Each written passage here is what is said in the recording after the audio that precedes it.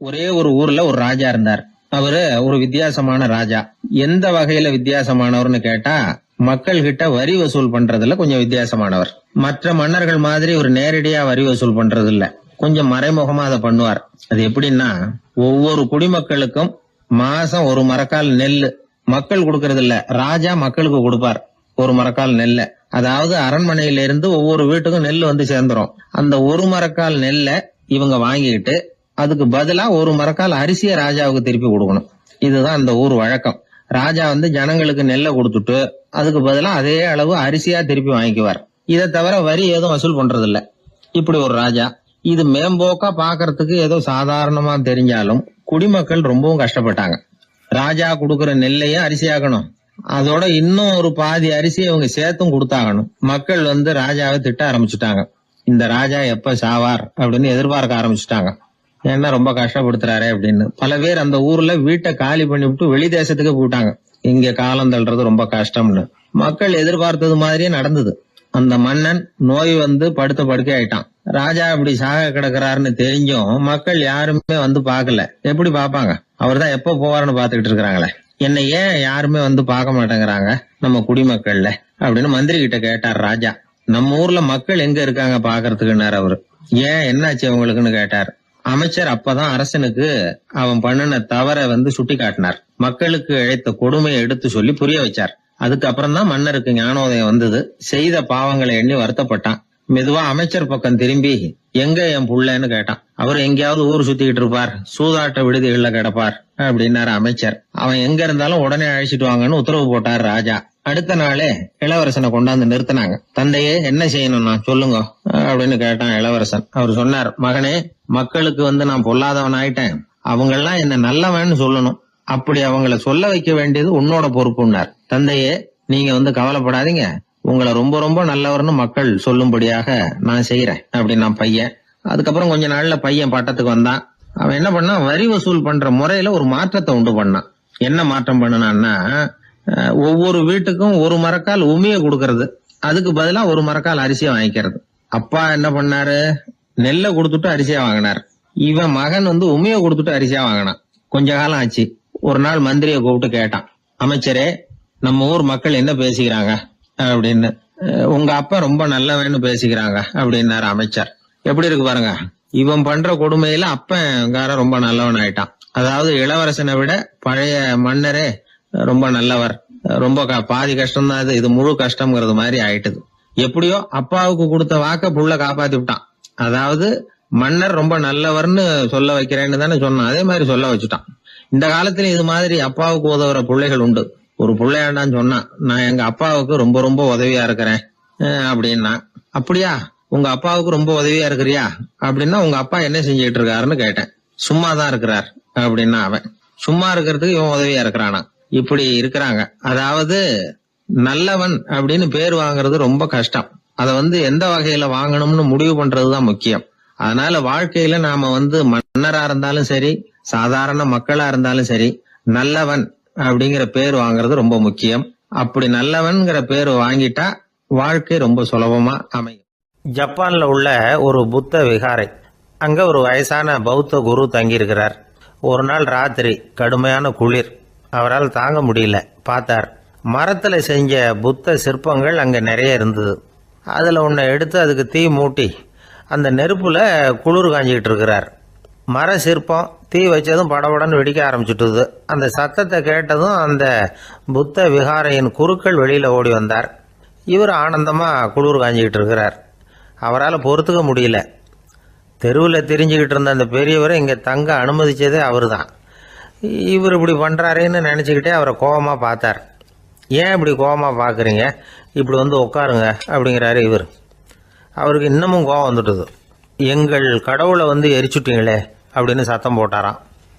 அப்படியா அப்படின்னு கேட்டுக்கிட்டே அந்த சாம்பலை கிளறினார் இவர். என்ன செய்கிறீங்கன்னு கேட்டிருக்காரு அவர். நான் எலும்புகளை தேடுறேன்னாராம். நீங்கள் ஒரு பைத்தியம், இது ஒரு மர சிற்பம், இதில் எலும்புகள் கிடையாது அப்படின்னாராம். அவருக்கு கோபம் வந்துட்டுது. உடனே வெளியில் போங்கன்னு கத்தியிருக்கார். வெளியில் தள்ளி கதவையும் சாத்தி விட்டாராம்.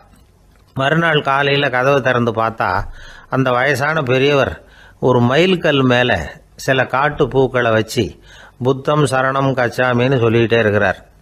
இவருக்கு சந்தேகமாக போட்டுது. கிட்ட போனார். என்ன செஞ்சுக்கிட்டு இருக்கீங்கன்னு கேட்டார். இது என்னுடைய காலை நேர பிரார்த்தனைனாராம்.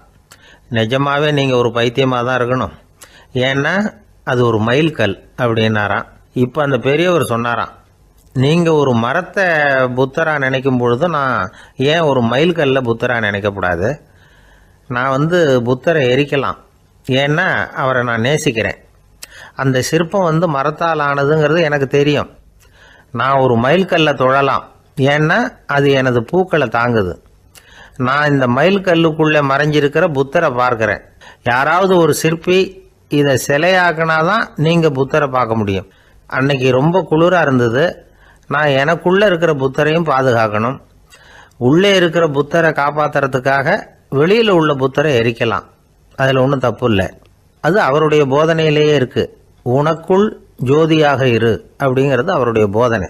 என்னுடைய புத்தர் குளிரில் நடுங்கிட்டு இருந்தார். அந்த மர சிற்பங்கள் வெயில் மழையில் உணர்ச்சி இல்லாமல் இருந்தது, அதனால் அப்படி பண்ணினேன். ஆனால் நீங்கள் என்ன பண்ணீங்க?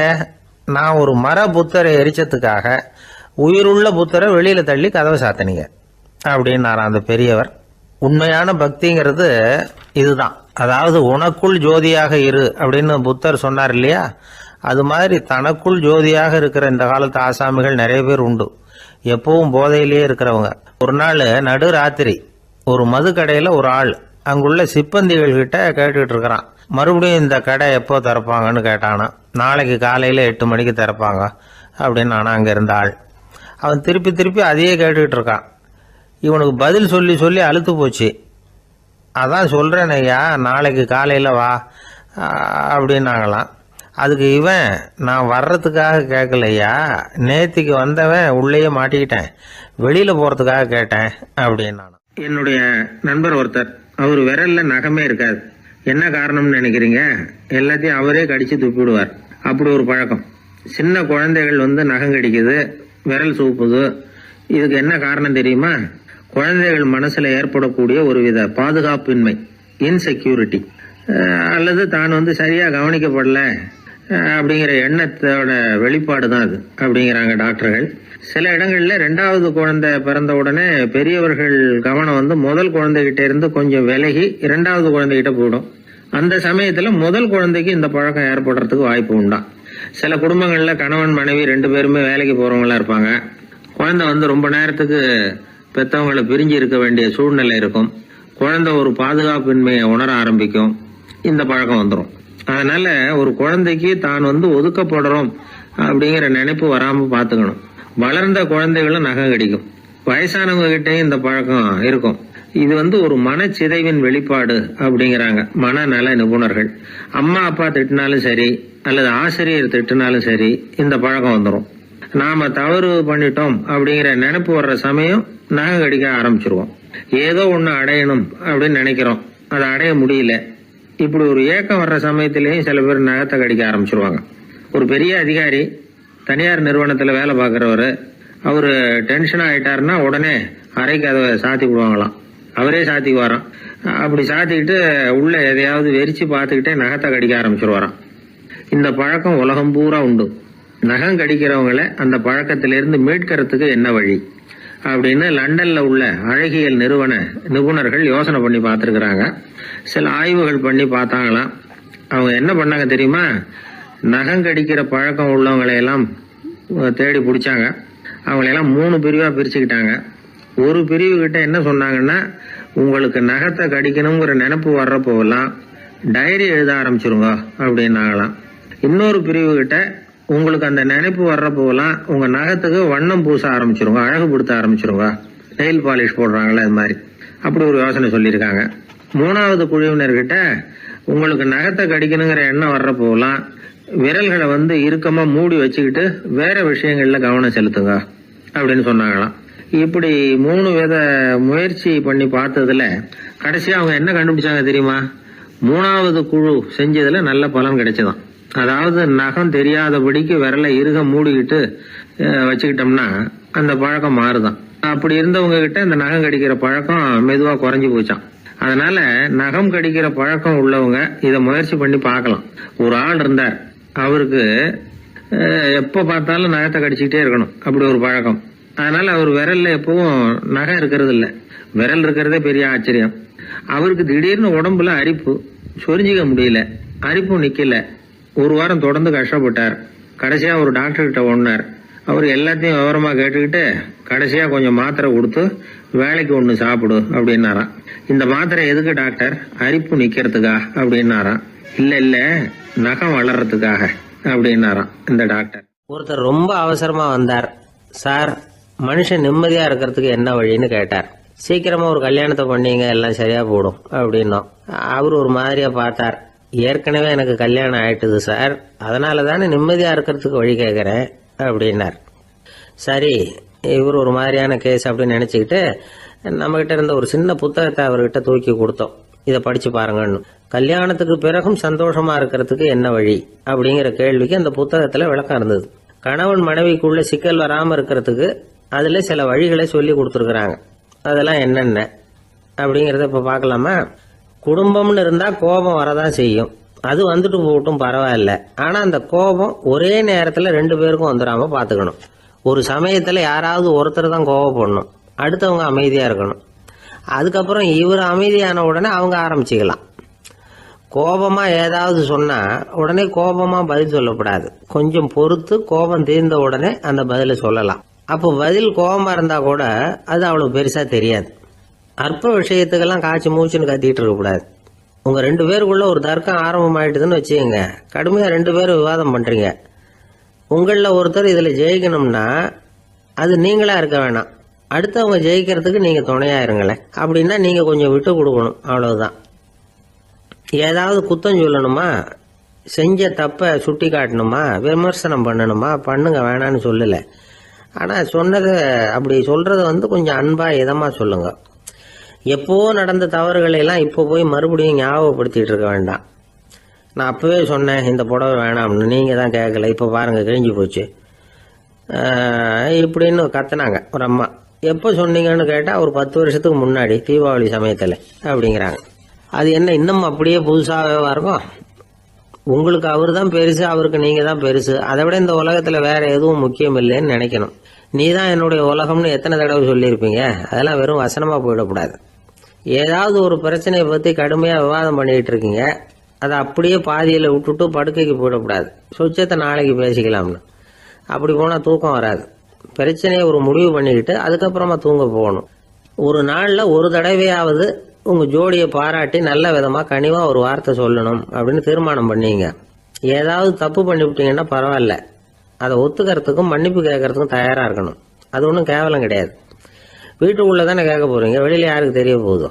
எப்படியோ உங்களுக்குள்ள ஒரு சமரசம் ஆனா சரிதான். ஒரு தகராறுன்னு எடுத்துக்கிட்டா குறைஞ்சபட்சம் அதுக்கு 2 பேர் தேவை. தனியாவே உட்காந்துக்கிட்டு நான் இப்ப தகராறு பண்ணிட்டு இருக்கிறேன் அப்படின்னு யாரும் சொல்ல முடியாது. 2 பேர் தகராறு பண்றாங்கன்னா பொதுவா அந்த 2 பேர்ல யாரு அதிகமா பேசுறாங்களோ அவங்க பேர்ல தான் தப்பு இருக்கும். அதை மனசுல வச்சுக்கணும். இதெல்லாம் தான் அந்த புத்தகத்துல போட்டிருக்கிற வழிமுறைகள். இவ்வளவும் சரியா வரலன்னா அப்புறமா சொல்லுங்க, வேற புத்தகம் ஏதாவது இருக்கான்னு தேடுவோம். ஒரு கணவன் தன்னுடைய மனைவியை அழைச்சிட்டு ஒரு மனோதத்துவ டாக்டர் கிட்ட வந்தாரா. டாக்டர், எங்களுக்கு கல்யாணம் ஆகி 30 வருஷ காலமா நாங்க ஒரு விஷயத்துல கூட ஒத்து போனதில்லை அப்படின்னு ஆரம்பிச்சார். உடனே அந்த அம்மா குறுக்கிட்டு, அது 30 வருஷம் இல்ல 32 வருஷம் அப்படின்னாங்களாம். ஐயா, என்னுடைய நூல் வெளியீட்டு விழாவுக்கு அவசியம் நீங்க வரணும் அப்படின்னு கூப்பிட்டார் ஒருத்தர். எப்போ வரணும்னு கேட்டேன். அடுத்த வாரம்னார். சரி, புத்தகம் தயாராகிட்டுதா அப்படின்னு. நாளைக்கு தான் அச்சிக்க கொடுக்க போறேன்னார். என்னங்க இது, புத்தகம் அச்சிடுறதுக்கு முன்னாடியே அழைப்பிதழை அச்சடிச்சுட்டீங்களே அப்படின்னு கேட்டேன். அதனால என்னங்க, அந்த காலம் மாதிரி அப்போல்லாம் அச்சுக்கலை எவ்வளவோ முன்னேறியாச்சுங்க. Linotype, Monotype, photo type, laser, இப்படி என்னென்னமோ வந்தாச்சு. இன்னைக்கு கொடுத்தா நாளைக்கே புத்தகம் தயார் அப்படின்னார். இப்படி இந்த அளவுக்கு முன்னேறி இருக்கிற இந்த அச்சுக்கலை ஆரம்பத்தில் எப்படி இருந்தது தெரியுமா? அந்த காலத்தில் காகிதம்னா என்னன்னே தெரியாது. அப்படி ஒன்று கண்டுபிடிக்கப்படவே இல்லை. அப்போல்லாம் எதையாவது ஒன்று எழுதணும்னா அதுக்கு ஆட்டு தோலை தான் பயன்படுத்தி இருக்கிறாங்க. கண்ணுக்குட்டி தோல் கூட அதுக்கு உபயோகப்பட்டு தான். ஐரோப்பாவில் இருந்த பாதிரியார்கள் தோல்ல எழுதப்பட்ட புத்தகத்தை தயாரிக்கிறதுல ரொம்ப கெட்டிக்காரங்களாம். எகிப்து, அப்புறம் மத்திய தரைக்கடல் ஓரத்தில் உள்ள நாடுகள், இங்கெல்லாம் தோல் தான் எழுது பொருளாக பயன்பட்டு வந்திருக்குது. ஆனால் நம்ம நாட்டில் ஓலைச்சுவடிகளை எழுத்துக்கு பயன்படுத்தி இருக்கிறாங்க. எழுதுறதுக்கு தோலை பயன்படுத்தினவங்க பிறகு பேப்பரைஸ் அப்படிங்கிற கோரை புல்லை வந்து அதுக்கு பயன்படுத்தினாங்களாம். இதெல்லாம் அப்படி கொஞ்சம் கொஞ்சமாக கண்டுபிடிச்சிட்டு வந்திருக்கிறாங்க. அந்த புல்லை வந்து கச்சிதமாக நறுக்க வேண்டியது, நல்லா பதப்படுத்த வேண்டியது, அதுக்கப்புறம் அதில் எழுத வேண்டியது, அவ்வளவுதான். பேப்பருங்கிற சொல்லே இந்த பேப்பைரஸ் அப்படிங்கிறதுலேருந்து வந்தது தான். அதுக்கப்புறம் தான் காகிதம் வந்தது. இதை முதல்ல சீன நாட்டில் தான் கண்டுபிடிச்சாங்க. அது வந்த பிறகு அச்சு எந்திரம் கண்டுபிடிக்க வேண்டிய அவசியம் ஏற்பட்டது. அதை கண்டுபிடிச்சவர் ஜெர்மானிய அறிவியல் அறிஞர் ஜான் கூட்டன்பர்க். அச்சு கலைக்கு அடித்தளம் அமைச்சவர் அவர் தான். ஜெர்மனியில் மெயின்ஸ் அப்படிங்கிற ஊரில் 1399 பிறந்தார்.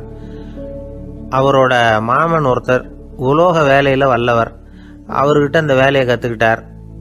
அதோட வைர கற்களை வந்து பட்டை தீட்டுறதுலையும் ரொம்ப தேர்ச்சி பெற்றிருந்தார். இளம் வயசுலேயே சும்மா இருக்க மாட்டாராம். எதை செஞ்சாலும் அதை திறமையாக செய்வாராம். அவர் தான் முதல்ல மர அச்சு எழுத்துக்களை உருவாக்கினார். அது மேலே மை தடவி பிரதிகள் எடுத்தார். அதுக்கப்புறம் உலோக எழுத்துக்கள், முதல்ல காரியம், அப்புறம் இரும்பு, அப்புறம் கலப்பு உலோகம், பிறகு அச்சடிக்கிறதுக்கு எந்திரம் ஒன்றையும் உருவாக்கினார். முதல்ல பைபிள் அச்சடித்தார். 1468 அவர் இறந்து போனார். 16ஆம் நூற்றாண்டில் மேலை நாடுகளிலிருந்து மர எழுத்துக்களை கொண்டுகிட்டு வந்து தமிழ்நாட்டில் கிறிஸ்துவ நூல்களை அச்சிட்டாங்க. அப்போல்லாம் வந்து அச்சகங்கள் வந்து போதிய அளவுக்கு இங்கே இல்லை. அதுக்கு என்ன காரணம்னா, இந்தியர்கள் வந்து அச்சகங்களை நடத்தக்கூடாது அப்படின்னு சட்டம். 1835 வரைக்கும் அந்த சட்டம் வந்து நடைமுறையில் இருந்தது. இந்த நிலைமையில் அங்கேயும் இங்கேயுமா 1-2 அச்சகங்கள் ஆரம்பமாச்சு. 1713 தரங்கம்பாடியில் லூத்தரன் மிஷன் அச்சகம், அதே ஆண்டில் சென்னையில் SPCK அச்சகம்.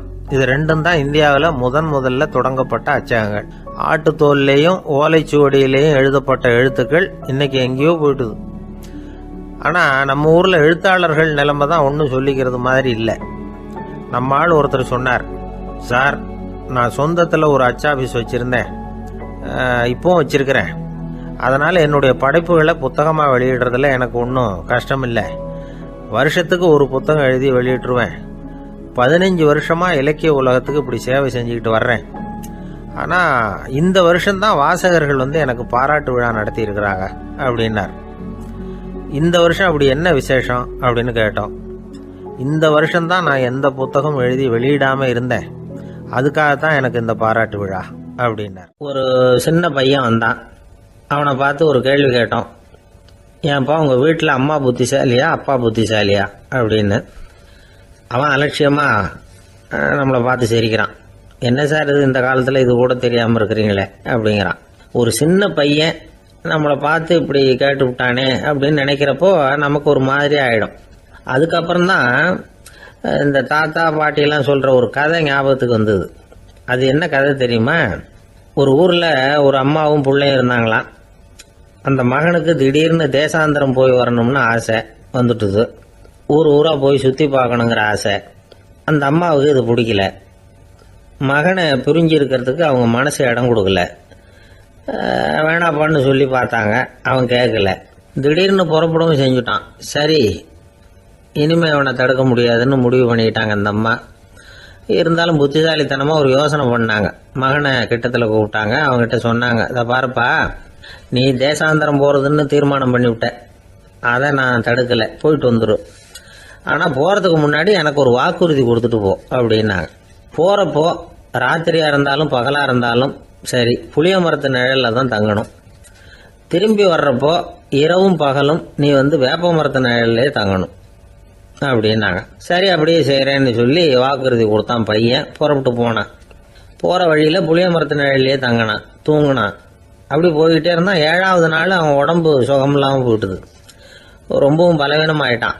இனிமேல் நடக்க முடியாதுங்கிற நிலைமை வந்துட்டுது. யோசிச்சு பார்த்தான். சரி, இதுக்கு மேலே வந்து போக வேண்டாம் அப்படின்னு முடிவு பண்ணிட்டு திரும்பி வர ஆரம்பிச்சுட்டான். திரும்பி வர்றப்போ வழியில் வேப்ப மரத்து நிழலையே தங்கி வந்தான். நாளுக்கு நாள் உடம்பு சரியாக வந்துட்டுது. 7ஆவது நாள் வீட்டுக்கு வந்து சேர்றான். உடம்பு பழையபடியே கலகலப்பாயிட்டுது. பூரண சுகம். தேசாந்திரம் போன பையன் திரும்பி வந்துட்டானே அப்படின்னு அந்த அம்மா ஆச்சரியப்படலை. ஏன்னா அவங்களுக்கு தெரியும் இப்படி ஆகும்னு. பையன் சீக்கிரமாக திரும்பி வரணுங்கிறதுக்காக தான் அவங்க அந்த யோசனையை சொன்னாங்க. என்ன விஷயம்ங்கிறதையும் அவங்களே சொன்னாங்க. மகனே, புளிய மரத்து நிழல் உடம்புக்கு உஷ்ணத்தை கொடுக்கும், சீக்கம் உண்டாக்கும். அதனால் நீ தொடர்ந்து புளிய மரத்து நிழலில் தங்கினாவே நோய்க்கு ஆளாயிட்ட. அதனால் நல்ல பயணத்தை முடிச்சுக்கிட்டு திரும்பி வரணுங்கிற முடிவுக்கு வந்துட்ட. திரும்பி வர்றப்போ நீ தங்கினது வேப்ப மரத்து நிழல். அது உடம்புக்கு குளிர்ச்சியை தரக்கூடியது, நோயை தீர்க்கக்கூடியது. அதனால் சுகமாக வீட்டுக்கு சேர்ந்துட்ட. உன்னோட தேசாந்திர பயணத்தை தடுக்கிறதுக்காக தான் இப்படி பண்ணினேன் அப்படின்னாங்களாம் அந்த அம்மா.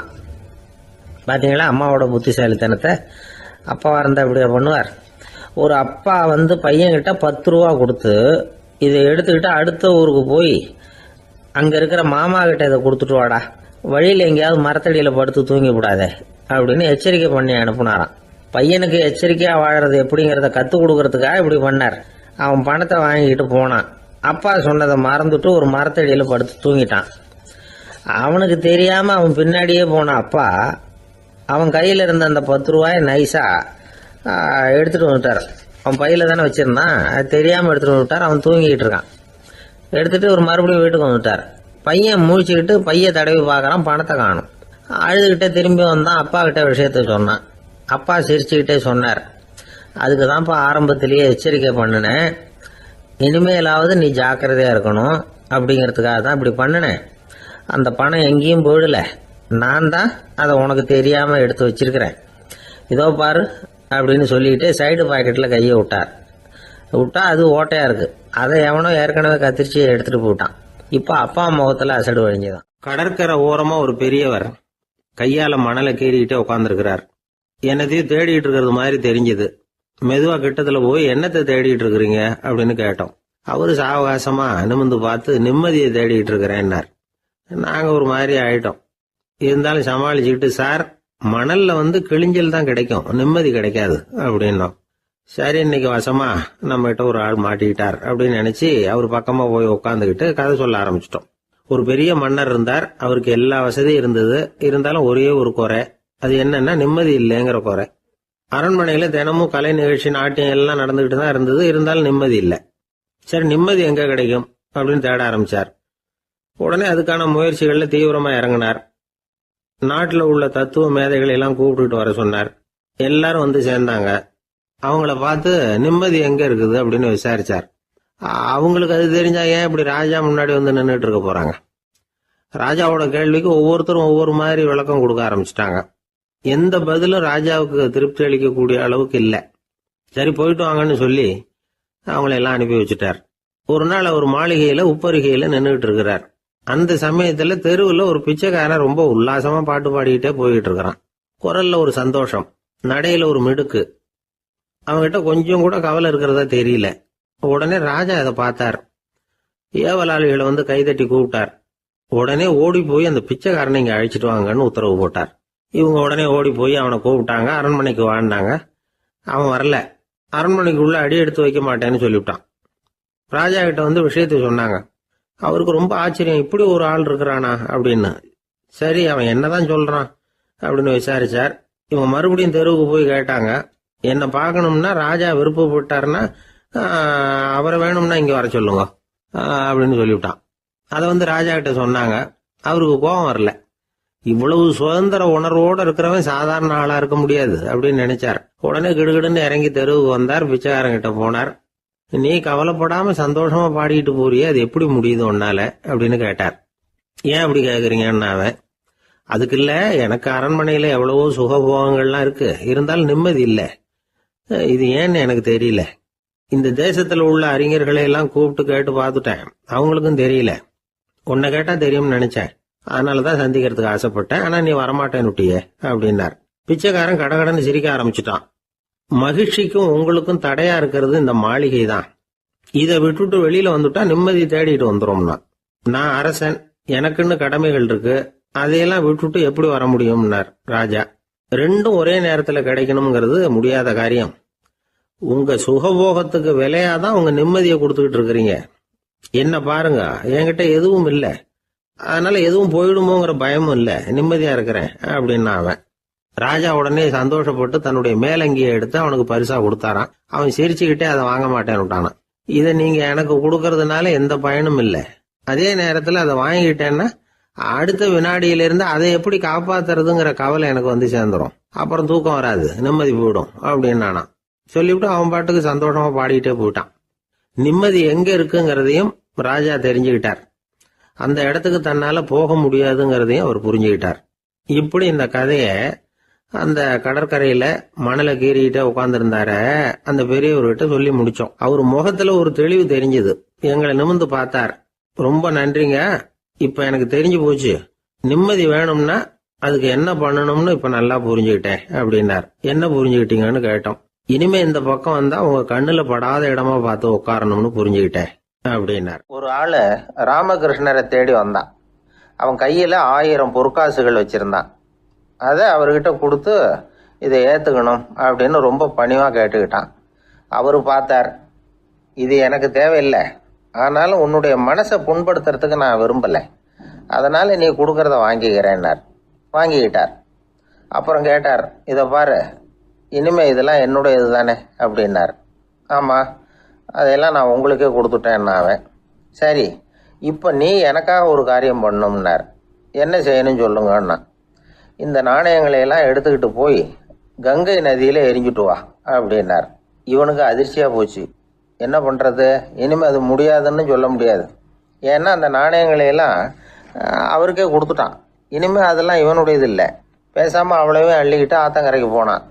போனவன் ரொம்ப நேரம் திரும்பியே வரல. ராமகிருஷ்ணருக்கு சந்தேகம், என்ன ஆச்சு அந்த மனுஷனுக்கு, காசுகளோடு அந்த கங்கையில் குதிச்சுட்டானா, போகும்பொழுதே ஒரு மாதிரியாக தான் போனான், போய் என்னன்னு பார்த்துட்டு வாங்க அப்படின்னார். அங்கே இருந்த ஒருத்தர் ஓடி போய் பார்த்தார். அவர் போய் பார்க்கும்பொழுது அவன் அங்கேயே இருந்தான். அதுக்கப்புறம் அவர் திரும்பி வந்தார். வந்து விவரத்தை சொன்னார். அதாவது அவன் கங்கை கரையில் உட்காந்துக்கிட்டு ஒவ்வொரு நாணயமா 1 2ன்னு எண்ணி எண்ணி வீசிக்கிட்டு இருக்கிறான். அவனை சுற்றி ஒரு கும்பல் நின்றுக்கிட்டு அவனை தடுத்துக்கிட்டு இருக்குது அப்படின்னு விவரத்தை சொன்னார் போயிட்டு வந்தவர். இதை கேட்டதும் ராமகிருஷ்ணரே புறப்பட்டு அங்கே போனாராம். என்ன இப்படி பண்ணிகிட்டு இருக்கிற, நான் உன்னை அந்த நாணயங்களை கங்கையில் வீசி எறிய சொன்னேன், நீ ஏன் அதை எண்ணிக்கிட்டு இருக்கிற அப்படின்னார். பழக்கம்தான் காரணம், நான் ஒவ்வொரு நாளும் ஒவ்வொன்றா சேமித்து வச்சேன். இன்றைக்கி என்கிட்ட நிறைய இருக்குது, உங்களுக்கு ஒரு 1000 நாணயங்களை கொடுக்கணுங்கிறது என்னோட ஆசை அப்படின்னா. இப்போ ராமகிருஷ்ணர் சொன்னார், ஒரே நேரத்தில் எல்லாத்தையும் சம்பாதிச்சிருந்தா நீ எண்ணுறது பொருத்தமாக இருக்கும். எல்லாத்தையும் இழக்கும்போது ஒவ்வொன்றா எண்ணிக்கிட்டு இழக்கிறதுங்கிறது சரியான செயல் இல்லை. அதனால் ஒரே தடவையாக எல்லாத்தையும் தூக்கி எறிஞ்சிடும் அப்படின்னார். இது இழப்பது அப்படிங்கிற ஒரு உயர்ந்த நிலை. இதை நாம் யதார்த்த வாழ்க்கையில் சம்மந்தப்படுத்தி பார்த்து குழப்பிக்கிட்டு இருக்கக்கூடாது. இழக்கிறேன்னு சொல்லிக்கிட்டு இருக்கிற காசையெல்லாம் ஆற்றுலையும் குளத்துலையும் கொண்டு போய் எரிஞ்சிட்டு வாங்க அப்படின்னு உபதேசம் பண்ணுறதாக யாரும் நினச்சிடக்கூடாது. இதில் நாம் புரிஞ்சிக்க வேண்டியது என்னென்னா, எதையாவது ஒன்றை இன்னொருத்தருக்கு கொடுக்கணும் அப்படின்னு விருப்பப்பட்டால் அதை மனப்பூர்வமாக கொடுத்துடணும். கொடுத்துட்டு அதையே நினச்சிக்கிட்டு இருக்கக்கூடாது. நம்மால் ஒருத்தர் ஒரு 100 ரூபா நோட்டை தன்னுடைய நண்பர் ஒருத்தர்கிட்ட கொடுத்து, இது உனக்கு தான் வச்சுக்கோ அப்படின்னார். அவர் பார்த்தார், இது இனிமேல் எனக்கு தானே சொந்தம் அப்படின்னார். ஆமான்னார் அவர். அப்படின்னா எனக்காக நீ ஒரு உதவி செய்யணும்னார். சொல்லுங்கள் செய்கிறேன்னார் அவர். இந்த 100 ரூபா நோட்டை தீ வச்சு கொளுத்தி விடுனார். இவர் அதிர்ச்சியாகி அவரை பார்த்தார். இப்போ அவர் சொன்னார், நீ எனக்கு அன்பாக கொடுத்தது இது, இந்த நோட்டு கள்ள நோட்டுங்கிறது எனக்கு முன்னாடியே தெரியும், சீக்கிரம் கொளுத்தி விடு, அதுதான் நம்ம 2 பேருக்குமே நல்லது அப்படின்னாராம் அவர். ராமகிருஷ்ணர் வாழ்ந்த காலத்தில் நடந்த ஒரு நிகழ்ச்சி இது. அப்போ ஒரு ஓவியர் இருந்தாராம். அவருக்கு ஒரு ஆசை, ராமகிருஷ்ணர் படத்தை வரையணும், அதை அவர்கிட்டயே கொண்டுட்டு போய் காட்டி அபிப்பிராயம் கேட்கணும். இதுதான் அந்த ஓவியரின் ஆசை. உடனே ராமகிருஷ்ணர் படத்தை வரைஞ்சி முடித்தார். அதை எடுத்துக்கிட்டு போனார். இவர் போன சமயம் அங்கே ராமகிருஷ்ணர் சீடர்களோடு உட்காந்துருக்கிறார். விவேகானந்தர் அங்கே இருக்கிறார்.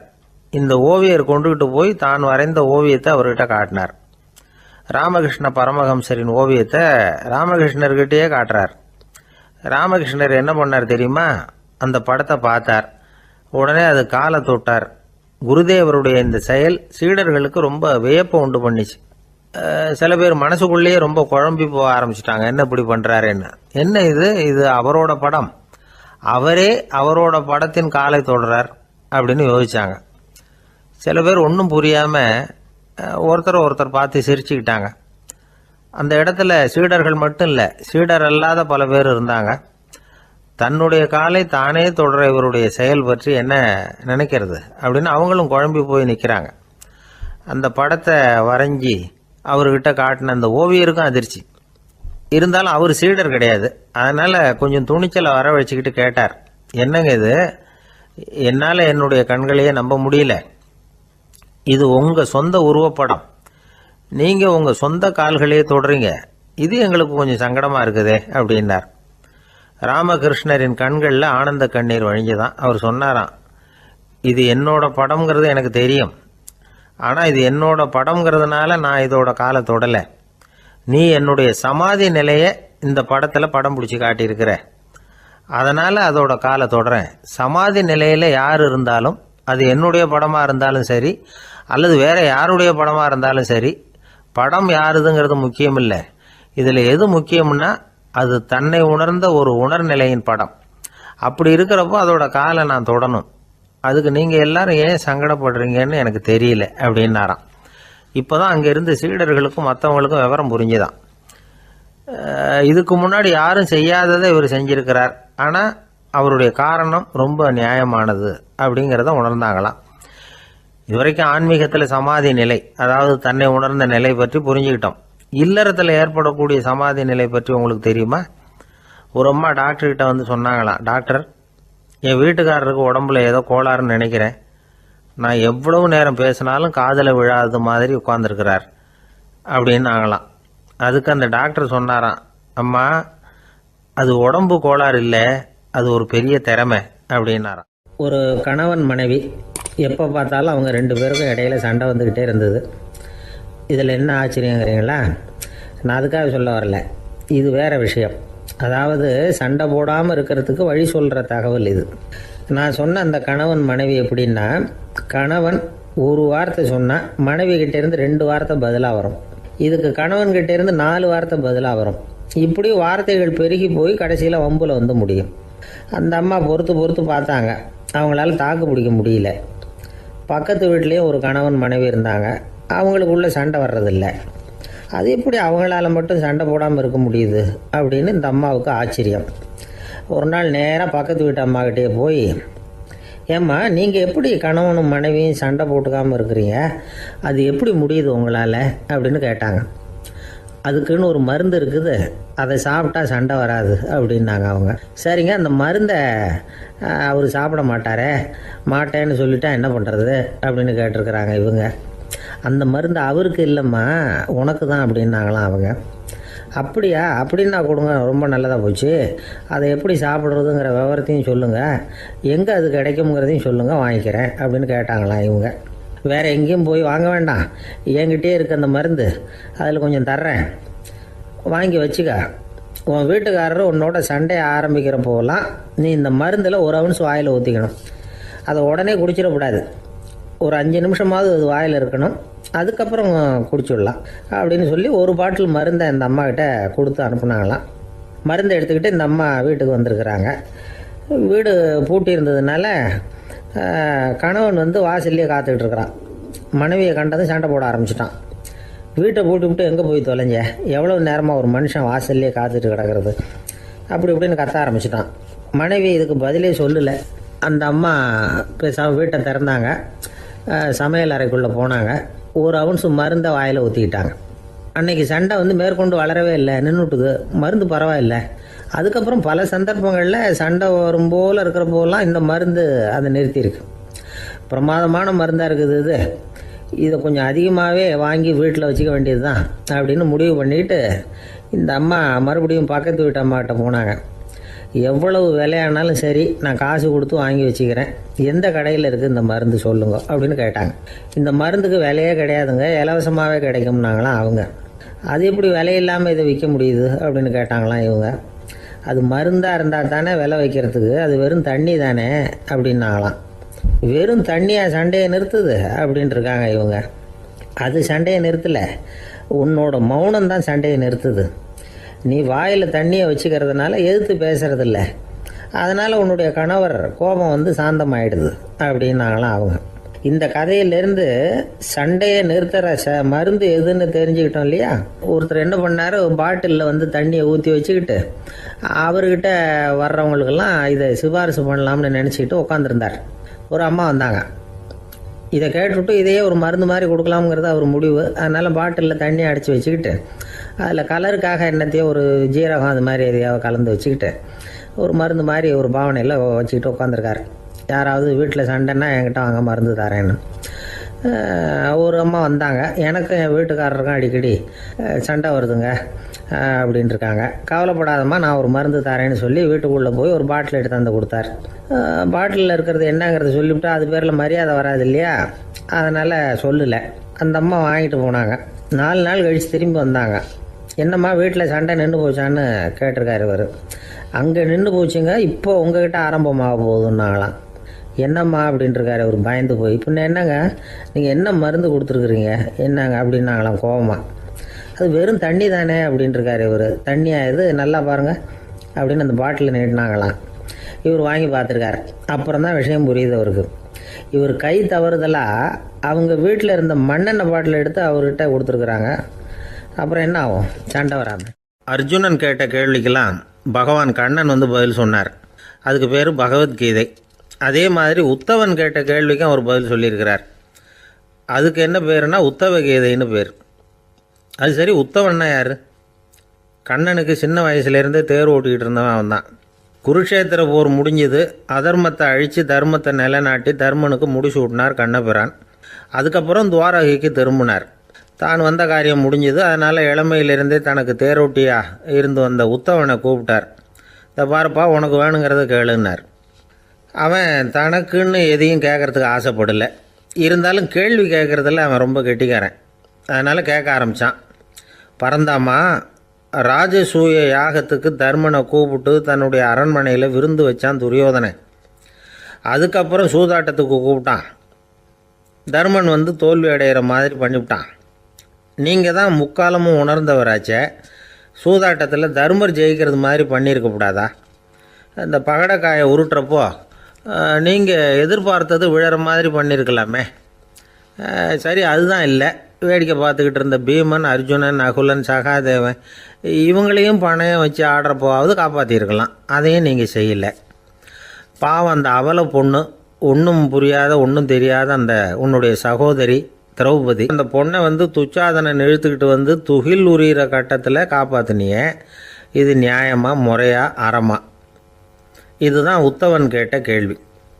இதுக்கு பரந்தாமன் பதில் சொல்கிறார். அப்படி கேள் உத்தவா. தருமனை வந்து துரியோதனன் வந்து சூதாட அழைக்கும் பொழுது என்ன சொன்னான் தெரியுமா? நான் பணையம் வைக்கிறேன், எனக்கு பதிலாக என்னுடைய மாமன் சகுனி பகடக்காய்களை உருட்டுவான்னு சொன்னான். உடனே தருமன், எனக்கு பதிலாக என்னுடைய மைத்துனன் கண்ணன் வந்து பகடக்காய்களை உருட்டுவான்னு சொல்லியிருக்கலாமே. அப்படி சொல்லலை. என்ன செஞ்சான் தெரியுமா? துரியோதனன் கூட சூதாட்டத்துக்கு சம்மதிச்சிட்டோம், கடவுளே இது என்னுடைய மைத்துனன் கண்ணபிரானுக்கு தெரியக்கூடாது அப்படின்னு வேண்டிக்கிட்டான். இதனால் தருமன் வந்து எனக்கு வந்து மனசால் தடை போட்டுட்டான். அதனால் அரண்மனைக்கு வெளியிலேயே என்னை கூப்பிடுவாங்கன்னு நான் காத்துக்கிட்டு இருந்தேன். பீமன், அர்ஜுனன், நகுலன், சகாதேவன், திரௌபதி இவங்களை பணையம் வச்சு ஆடுறப்போவாவது கூப்பிடுவாங்கன்னு பார்த்தேன். அப்பவும் அவங்க என்னை கூப்பிடல, நினைக்கல. திரௌபதியை வந்து துச்சாதனன் கூந்தலை பிடிச்சி இழுக்கிறான். அப்போ கூட அவள் தன்னுடைய உடல் பலத்தால் தடுக்கிறதுக்கு முயற்சி பண்ணாலே தவிர என்ன நினைக்கல. துரியோதனன் சபைக்கு இழுத்து செல்லப்பட்ட திரௌபதி அறநூல்களையும் அரச நீதிகளையும் சொல்லிக்கிட்டு இருந்தாலே தவிர என்ன நினச்சே பார்க்கலை. துகில் உரிகிற கட்டத்தில் தான் ஹரி ஹரி கண்ணா பரந்தாமன்னு கூப்பிட்டா. அதனால தான் அப்போ போய் நான் காப்பாற்றினேன் அப்படின்னா பரந்தாமன். அப்படின்னா நீ அழைச்சாதான் போவியா, நீயா போக மாட்டியா அப்படின்னு கேட்குறான் உத்தவன். ஆமாம், நான் கூப்பிட்டா தான் போவேன். மனிதர்கள் செய்யக்கூடிய செயல்களையெல்லாம் அவங்கவுங்க போக்கிலேயே விட்டுட்டு வேடிக்கை பார்த்துக்கிட்டு இருப்பேன். நான் குறுக்கிட்டு வந்து ஒன்றுமே செய்ய மாட்டேன் அப்படின்னா பரந்தாமன். மனுஷன் தவறு பண்ணுனா திருத்த மாட்டியா, சும்மா பார்த்துக்கிட்டு தான் உட்காந்துருப்பியா அப்படின்னு கேட்குறான் உத்தவன். நான் மனுஷனுடைய உள்ளத்தில் இருக்கிறப்போ என் எதிரில் மனுஷன் தவறு பண்ண மாட்டான் அப்படின்னு ஆனா கண்ணன். அதாவது யார் நினைக்கிறாங்களோ அவங்க உள்ளத்துலலாம் அவன் இருக்கிறான். அப்படி இருக்கிறப்போ தவறு செய்ய மனுஷன் அஞ்சுவான். இதுதான் உத்தவ கீதைங்கிறது. இந்த காலத்துலேயும் சில பேர் பகவான் மாதிரி அடுத்தவங்க கஷ்டப்படுறத வேடிக்கை பார்த்துக்கிட்டு இருக்கிறது உண்டு. அன்னைக்கு அப்படித்தான். நடுத்தெருவில் ஒரு திருடனை பிடிச்சி எல்லாரும் சேர்ந்து அடிச்சுக்கிட்டு இருக்கிறாங்க. ஒரு ஆள் மட்டும் தள்ளி நின்று அதை வேடிக்கை பார்த்துக்கிட்டு இருக்கான். பார்த்துக்கிட்டு சிரிச்சுக்கிட்டு இருக்கிறான். என்ன சார் இது, பாவம் அந்த ஆளை போட்டு அப்படி அடிக்கிறாங்களே அப்படின்னோம். அடிக்கட்டும் சார், அவன் அடி வாங்க வேண்டிய ஆள் தான் அப்படின்னா அவன். ஏன் சார் அப்படி சொல்கிறீங்க அப்படின்னு கேட்டோம். பின்ன என்ன சார், நான் ஒருத்தர் பையில் இருந்த பர்ஸை எடுக்கிறதுக்கு முயற்சி பண்ணிக்கிட்டு இருந்தேன். அதுக்குள்ளே அவன் முந்திக்கிட்டு அப்வேஸ் பண்ணிவிட்டான்.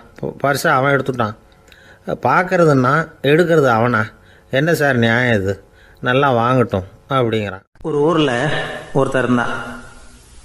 ஏதோ ஒரு சின்ன அலுவலகத்தில் வேலை பார்த்துக்கிட்டு இருந்தான். ரொம்ப ஏழை. வர்ற கொஞ்சம் வருமானத்தை வச்சு வாழ்க்கையை ஓட்டிக்கிட்டு இருந்தான். ஒரு நாள் தெரு வழியாக அவன் நடந்து வந்துக்கிட்டு இருக்கிறான். தெருவில் ஒரு காசு கிடந்தது. அதை பார்த்துட்டான்.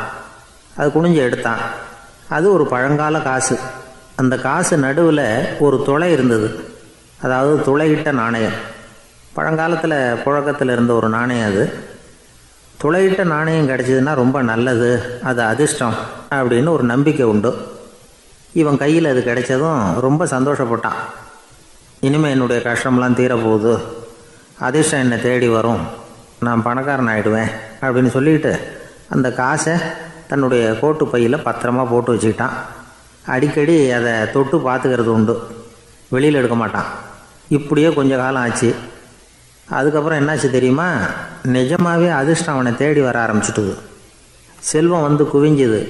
பணம், பதவி, புகழ் எல்லாம் வந்து சேர்ந்தது. சமூகத்தில் அவன் ஒரு பெரிய மனுஷன் ஆகிட்டான். எல்லாரும் அவனை பாராட்டினாங்க. அவன் எதை தொட்டாலும் வெற்றி, எல்லாம் அந்த காசோட மகிமை அப்படின்னு அவன் மனசுக்குள்ளே நினச்சிக்கிட்டான்.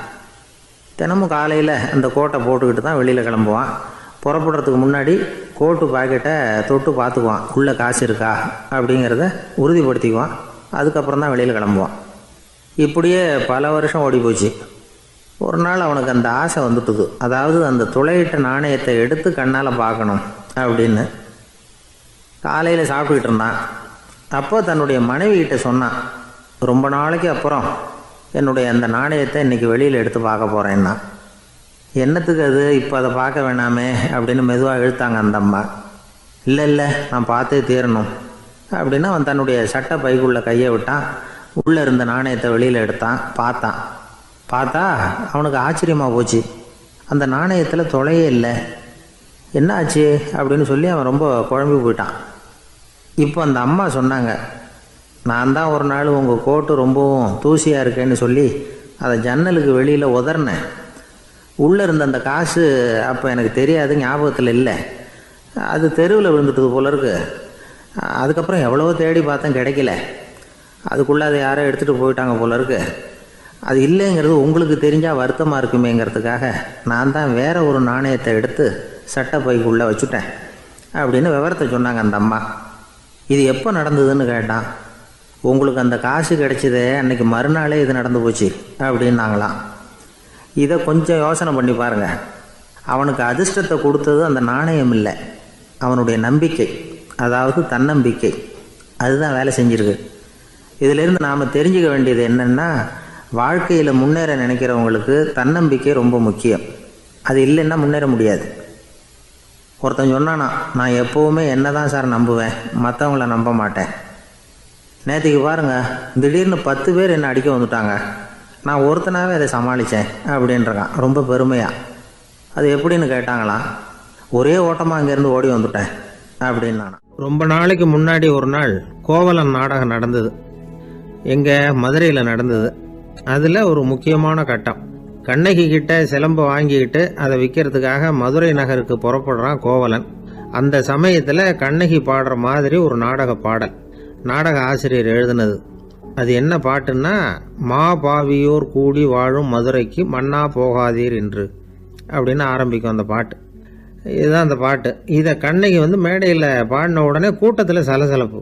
நம்ம ஊர்லேயே நமக்கு முன்னாடியே நின்றுக்கிட்டு மா பாவியோர் கூடி வாழும் மதுரை அப்படின்னு சொல்கிறாங்களே, என்ன தைரியம் அப்படின்னு எல்லாம் குழப்பம் பண்ண ஆரம்பிச்சிட்டாங்க.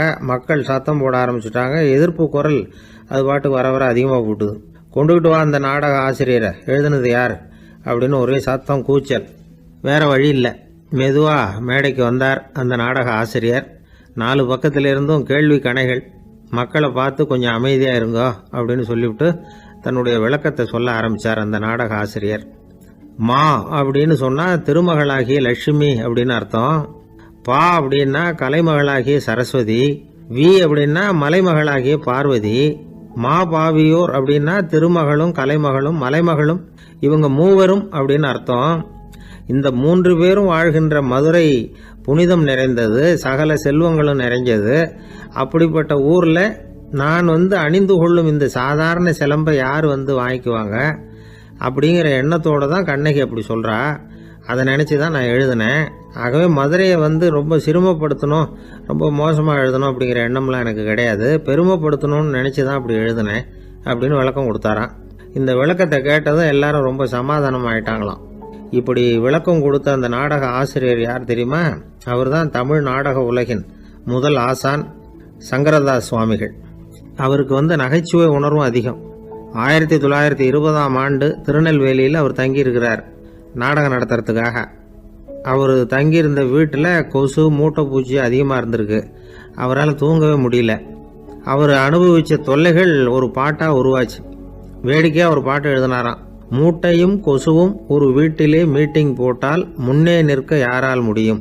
கொசு மோகன ராகம் போல சத்தம் போட்டு முன்னே நின்று செய்திடும் யுத்தம். இதை மறுநாள் நாடகத்தில் கோமாளி வேஷம் போட்ட ஒரு சிறுவனை விட்டு பாட வச்சிருக்காரு. எல்லாரும் சிரித்து ரசிச்சாங்களாம். சங்கரதாஸ் சுவாமிகள் கல்யாணமே பண்ணிக்கல, துறவி மாதிரியே வாழ்ந்திருக்கார். தமிழ் நாடக கலைக்கு தன்னையே அர்ப்பணம் பண்ணிக்கிட்டவர் அவர். 1922 நவம்பர் மாதத்தில் ஒரு நாள் புதுச்சேரியில் அவர் வாழ்க்கை முடிஞ்சுது. அப்போ அவருக்கு வயசு 55. சங்கரதாஸ் சுவாமிகள் நாடக ஆசிரியர் மட்டும் இல்லை, மேடை நாடக இயக்குனர், தயாரிப்பாளர். அவரே ஒரு சிறந்த நடிகர். ஒரு தடவை சாவித்திரி நாடகத்தில் இவர் யமதர்மனா வேஷம் போட்டு நடிச்சிருக்கிறார். நாடகம் பார்த்துக்கிட்டு இருந்த கருவுற்ற ஒரு பெண்மணிக்கு பயத்தினால அங்கேயே குழந்தை பிறந்துட்டு தான். அந்த நிகழ்ச்சிக்கு அப்புறம் இவர் இந்த வேஷம் போடுறப்போலாம் ஜனங்களுக்கு முன்கூட்டியே எச்சரிக்கை கொடுக்க ஆரம்பிச்சிருவாராம். அதாவது அப்படி யாராவது பயப்படுறவங்க இருந்தால் கொஞ்சம் கண்ணை மூடிங்க அல்லது எழுந்திரிச்சு போடுங்கன்னு. நடிப்புன்னா அப்படிலாம் இருக்கணும்.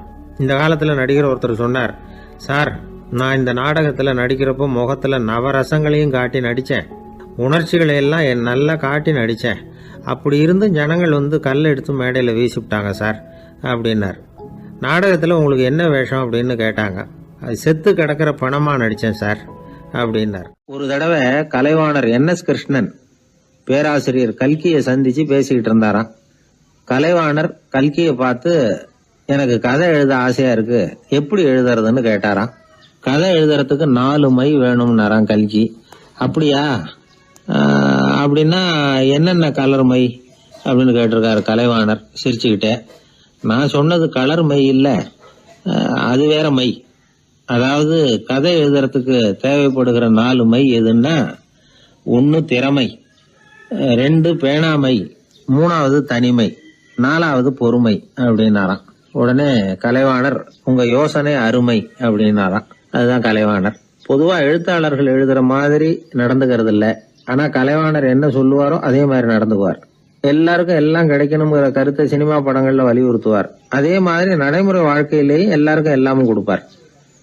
பணம், பதவி, புகழ் இப்படி எதுவுமே இல்லாத ஒரு சாதாரண மனுஷனா இருந்தா கூட இவர் மனுஷனுக்கு கொடுக்கற மரியாதையில கொஞ்சமும் குறைச்சல் இருக்காது. இந்த குணம் சாதாரணமா எல்லாருக்கும் இருக்கிறது இல்ல. அவரு சினிமா தியேட்டருக்கு போய் சினிமா பாக்குறது வழக்கம்.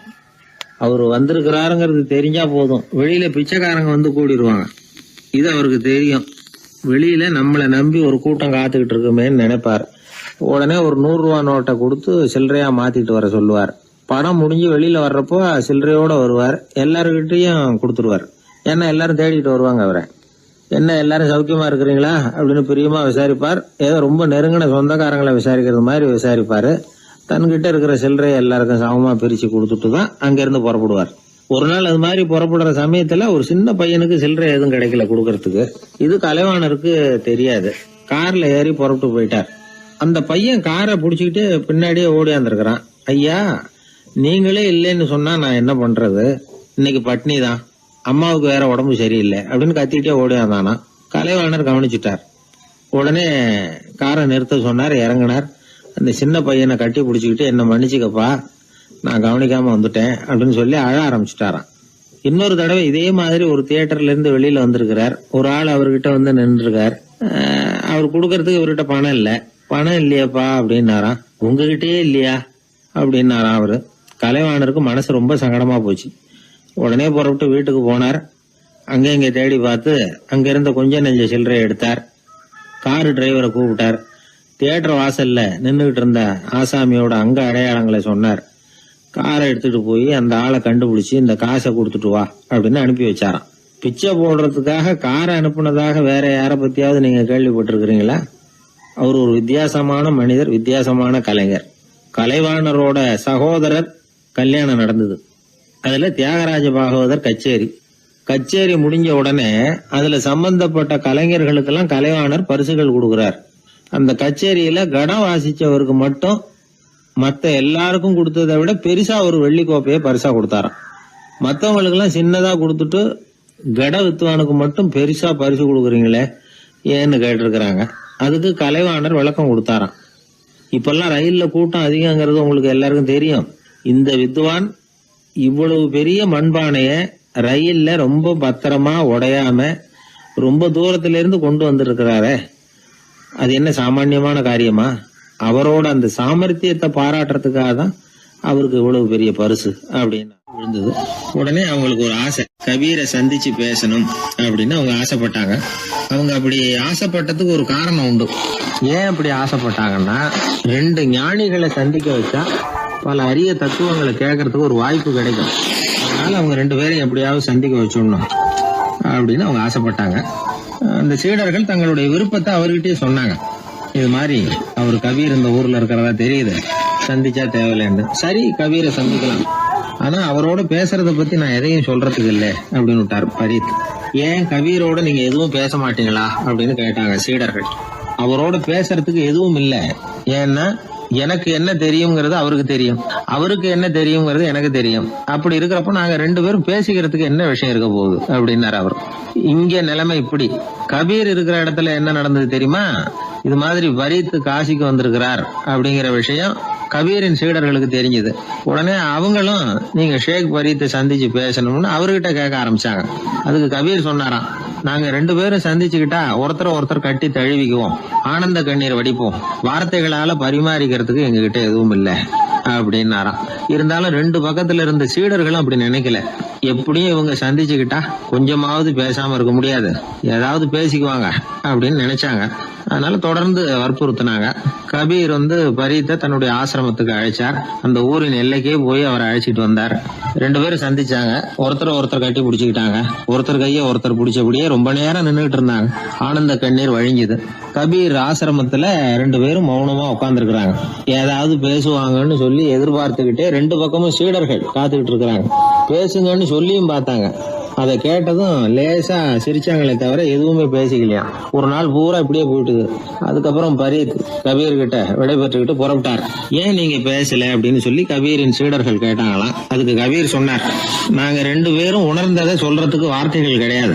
எல்லாமும் உணர்ந்த பரீத் கிட்ட பேசுறதுக்கு என்கிட்ட எதுவும் இல்லை, அதனால பேசல அப்படின்னார். இதே மாதிரி பரீத்தின் சீடர்களும் அவர்கிட்ட கேட்டிருக்கிறாங்க, ஏன் நீங்க பேசலன்னு. எங்க 2 பேர்ல யாராவது ஒருத்தர் பேச ஆரம்பிச்சிருந்தாலும் அதை போல முட்டாள்தனம் வேற எதுவும் இருக்க முடியாதுன்னாரு அவரு.